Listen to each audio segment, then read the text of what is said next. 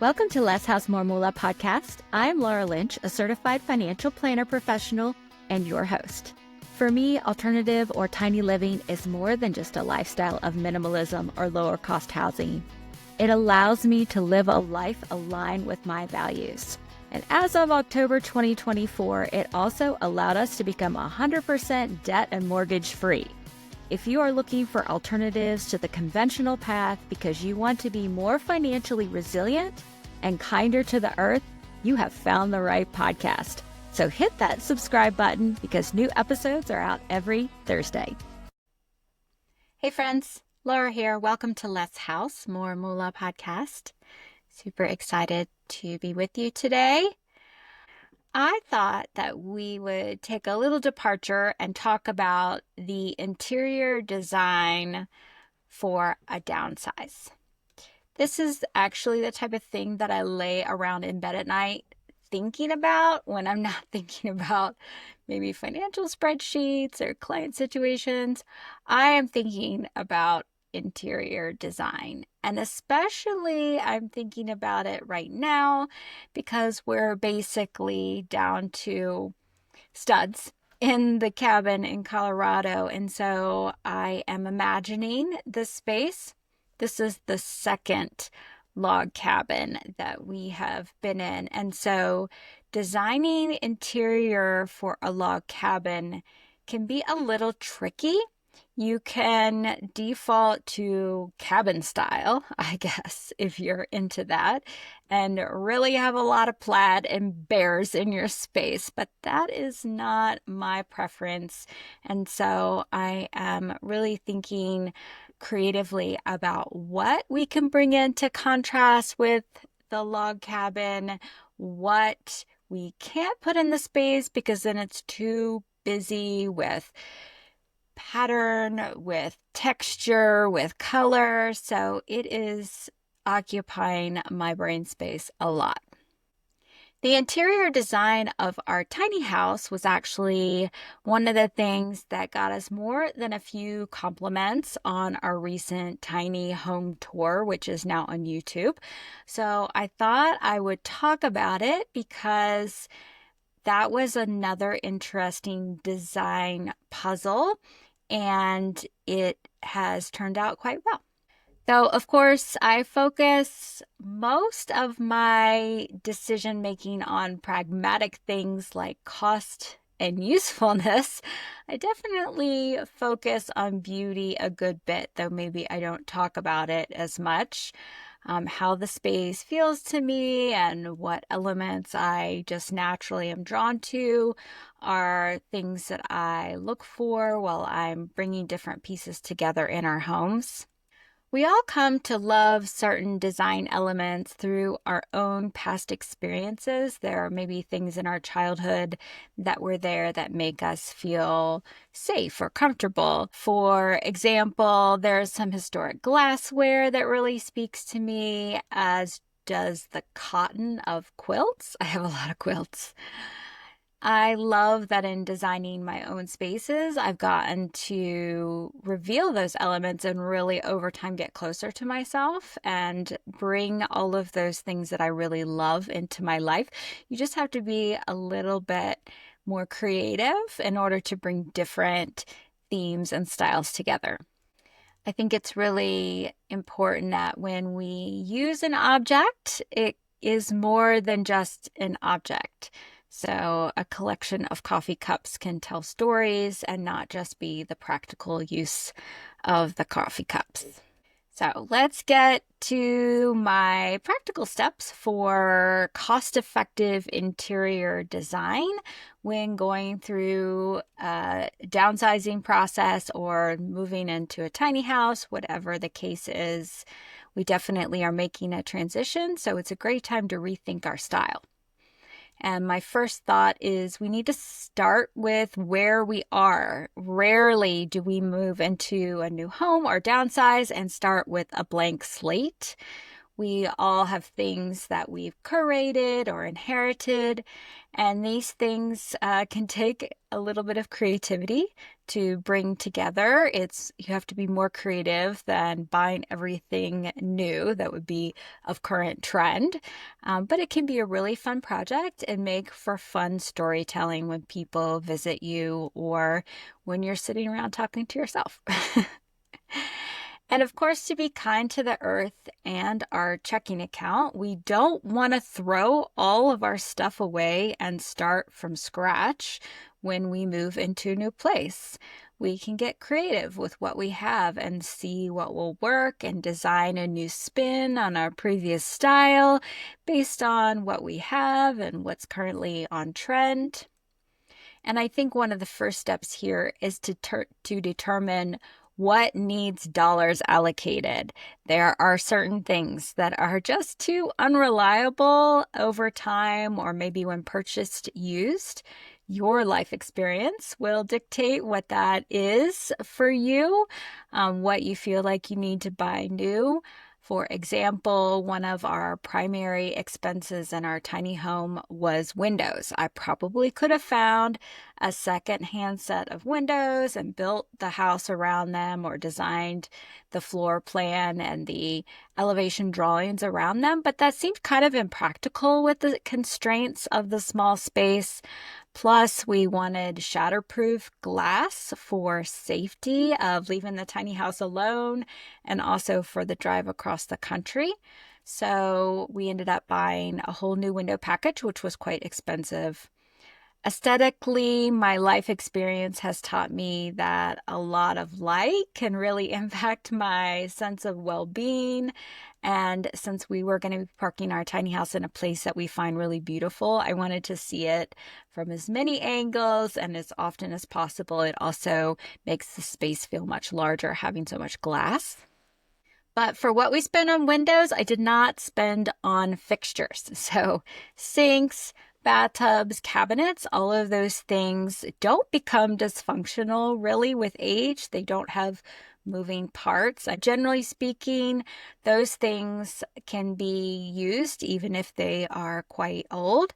So we got those things, the sinks, the bathtub, the cabinets. We got them from secondhand at a much lower cost than if we had bought them new. So that was a trade-off that we made. Definitely spent on the windows, but not on those other things. All of our doors in our tiny home came off of clearance racks, which really reduced the cost of retail. The design of the doors isn't synchronous, okay? So I have a farmhouse barn pocket door. My front door has kind of an Asian-inspired trim on it. Then we have the glass kind of plain French doors. They're all kind of different, but it saved on cost by buying them on clearance. They were much cheaper, and it's not all matchy, but they all work for what we need them to do. If I were to do it again, and as we are doing in Colorado, I'm definitely looking at architectural salvage. Also Facebook Marketplace. I just bought a door from the cabin there. And so those are, great options for doors, windows. But when we built the tiny house, those clearance items were really steals, and they were quick solutions for our build time frame. Another thing that I spent money on was appliances. It was hard to find smaller appliances secondhand because appliances are designed for larger homes, and so they're larger than what would fit in our tiny house. So we had to buy smaller appliances that were more costly. I was also concerned about my life experience with the fact that appliances these days are not manufactured to last a long time. They typically malfunction in one way or another after just a couple of years. We have repaired a lot of appliances, ordering parts and fixing things, and I just really wanted to give myself a little bit more lifespan from the very beginning. So that worked out well. In my past house, we had to replace the range and refrigerator a couple of different times because after 2 years, something stopped working, and parts were obsolete or unavailable. So I just, wanted to start from scratch there with appliances. The soft furnishings, linens, pillows, all of those things are another area to think about where you need to spend and where you can save.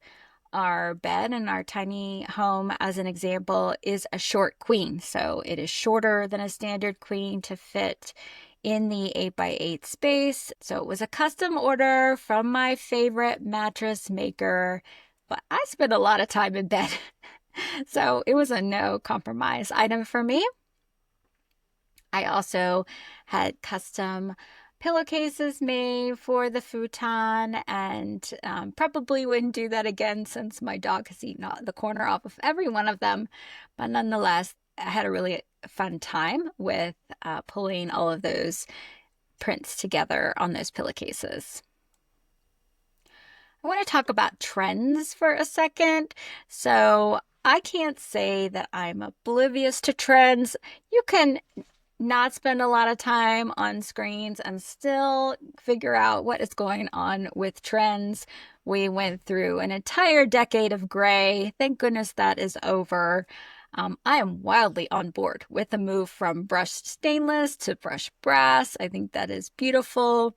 However, I tend to want to bring a little bit of recent trend together with things that are a little bit more enduring so that you don't end up feeling dated so quickly.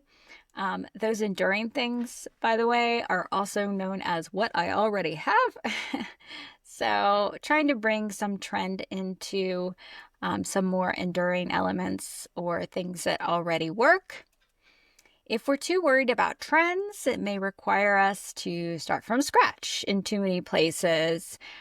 So I love, sort of weaving trends in if in a place that it makes sense to buy something new. So for example, in the cabin, I had to source all of the lighting fixtures because the cabin was never wired for power throughout. So it gave me an opportunity to really get into what's going on with trends or what I thought was interesting and bring those things together.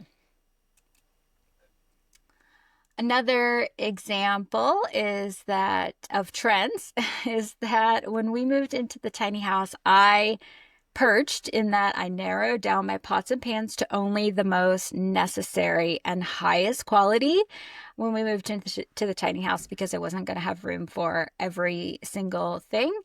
And so I found the need to repurchase some items for the cabin. For some reason, all the pot and pan companies, this is similar to the knife companies, they all think that we need these mega piece sets. And really, I found that a really high quality skillet, maybe 1 or 2 pieces of cast iron, a saucepan, and a stock pot are really what I need 90% of the time, and that works well. So in the cabin, I was looking for those core pieces, and like anybody else who's really into cooking, I have succumbed to the fascination with copper cookware. I recently got a really good deal on an estate lot of a copper collection on eBay. It was a really great price. And so that brought copper into the design plan for the cabin. So then I chose to spend a little bit on a brushed brass faucet for the kitchen sink that would bring some more of that metal element into the design and also give me functionality of a sprayer in the sink, which I don't currently have. And then I bought a $10 antique porcelain vanity wall hung sink at the Restore store. And then on eBay, I got an open box discount Kohler faucet for the bathroom, also in the brushed brass. So I got to indulge my shiny metal needs a little bit. And meanwhile, we're bringing in many of the furniture pieces, dishes, soft furnishings that we brought from our previous home that didn't make it into the tiny house because of the timing of that downsize. You may recall that we sold our regular house after setting up the tiny house, so we had the stuff left over.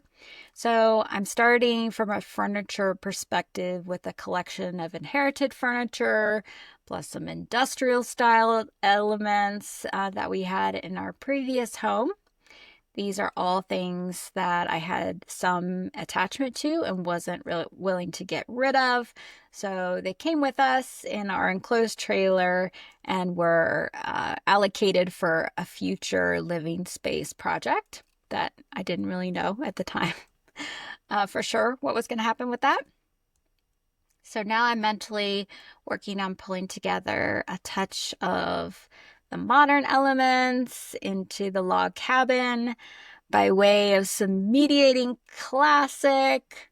I'm calling it romantic modern. So another thing that I think is interesting is bringing some ideal geography or land elements inside. I like the idea of riffing off of the geography or culture that you're in, either in your home landscape or maybe a preferred landscape, somewhere that really feels good to you. In the tiny home, I chose a global spice paint palette that mirrored the colors of New Mexico architecture. I bought a weaving piece for the living room from a New Mexico weaver. So even though our tiny house isn't straight up adobe style like New Mexico, it has some of those elements in it. In the Colorado cabin, I'm really wild about the purple asters and the chamisa yellow outside on the land. The green of the cottonwoods and the pines, it's just, precious in the West. And so really celebrating that green. So these are colors that I have prioritized when imagining the design for the inside of the cabin. And then the final thing that I wanted to point out is that I think there's something very valuable about reflecting yourself or putting yourself in your space. When we choose to reuse or collect our things slowly and through serendipity rather than creating a massive Amazon cart, we create more stories to tell about our experiences and our home.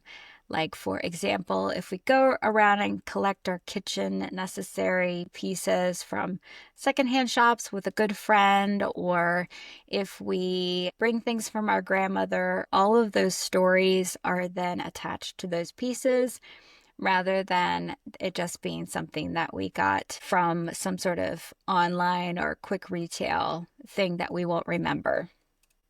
I personally would rather have a collection of my life stories and the things that I hold on to and display in my home, even if they don't match or coordinate perfectly. Like having some part in the construction of our home, having some part in the design of our home, and being able to share how you put things together can be really meaningful. You are putting your imagination, your creativity, your inspiration on display in your home, and it'll make you feel more at home and others feel more at home and understand you better when you are represented there. So that's my thoughts on how we can be cost effective in our interior design, downsize, and how we can create a space that feels really good to us when we have that opportunity to start over in a new space. So thanks again for being with me this week on Less House More Moolah podcast. Look forward to talking to you again soon. Less House More Moolah podcast is created, hosted, and produced by me, Laura Lynch, here in my tiny house. I'm so grateful to you for being along on this journey with me. We are not alone in wanting to live a life that is more gentle on our earth and provides us with financial freedom. So when you have a conversation with someone else considering what alternatives are out there, make sure you share this podcast with them. Let's bring them along with us. Please see the show notes for an important disclosure regarding the Tiny House Advisor LLC in this episode.